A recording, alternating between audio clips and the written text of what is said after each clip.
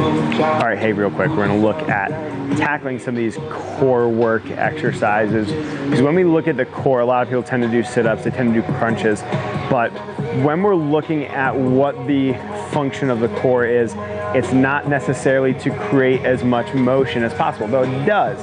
And a lot of times we sit there and we say we're gonna do our core work and we're gonna do, you know, like our side bends, we're gonna do our crunches and our sit-ups, and you know, some of these variations where we're stuck on the ground and we're creating flexion of the spine under pressure, right? And so when we look at trying to keep the back safe, there's a couple different alternatives that we can really go to that are gonna help us tackle that same objective without putting the spine under as much pressure, and could possibly be a little bit better for us long term, right?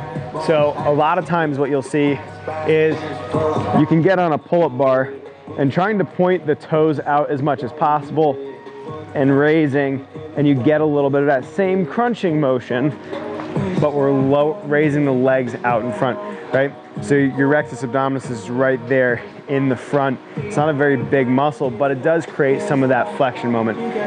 Notice that's very similar to a crunch, but we're not placing the spine against the floor, so not creating as much pressure. If you need to scale it down a little bit, you can just simply do it with the knees, right? And tucking the knees up.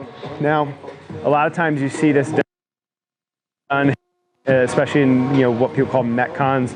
A lot of times, you know, that's what people's like non-specific term for CrossFit is.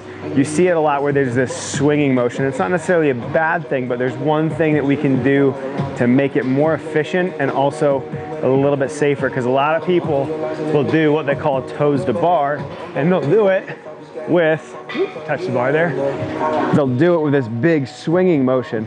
But we need to keep some kind of tension on the core and on that rectus abdominis in order to not extend as much through the spine that a lot of people do. So when we're looking at core function, when we're looking at trying to train quote unquote abs, right? Because that rectus abdominis is that six-pack muscle.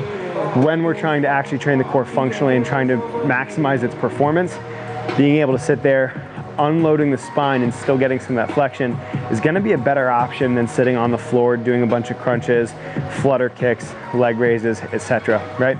So just a couple different options for you, some things to think about, because a lot of times when we see all these core training workouts, these core ab exercises, we need to think about what's actually going on within the body and trying to change it or manipulate to get a similar effect without creating damage or potential issues up the chain in other areas.